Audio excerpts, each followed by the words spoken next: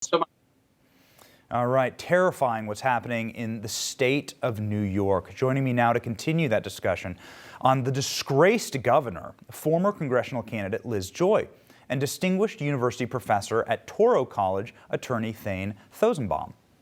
Thank you so much for being here. Professor, question, and it has to go first to you because just the glasses are amazing and they just command. I know you love it, Benny. They command such respect. And you got to be a brilliant man to wear glasses like that. Someday, sir, for me. No laughing matter what's happening to the state of New York. Right, so you have a state in complete and utter chaos and decline by virtually every metric.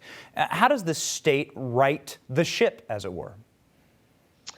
Well, Benny, there's Andrew Cuomo's reversal of fortune is really, really epic because this is a man who had national political presidential aspirations, and now people are calling for him to resign. Look, there are two investigations going on, one on the sexual harassment allegations from the New York Attorney General, and there is actually a federal investigation into the underreporting and misreporting of the nursing home deaths to see whether the governor and his office obstructed justice or falsified or concealed information. And so, unlike California, Benny, New York does not have a recall of their governor. So the governor either would resign or could be impeached. On the other hand, the Democrats have a solid majority, and we've seen through the Trump administration, impeachment doesn't necessarily mean resigning. There has been some idea of offering Cuomo the opportunity to pledge that he will not run for re-election.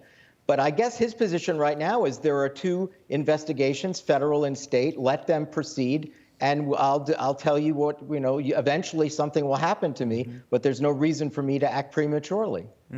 Liz, I would like to get your reaction to a clip here. 3 women have now come forward publicly to accuse Governor Cuomo of sexual harassment.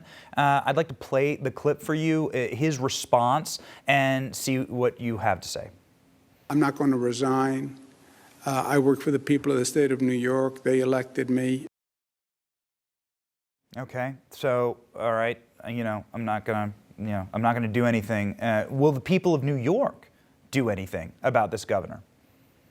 Well, the people of New York, I have to say, I was talking to a friend of mine today on the telephone, and I'll sum it up in what she said. She actually said to me, "Why is this guy still here? Why is he even still in office?" And that's really pretty much how all of New York State feels right now. With 15,000 nursing home patients that are dead, we now have 3 credible women that have come forward with sexual harassment allegations, all very similar stories. We have top aide complaints about top aides that were calling people after hours, intimidating and trying to silence them.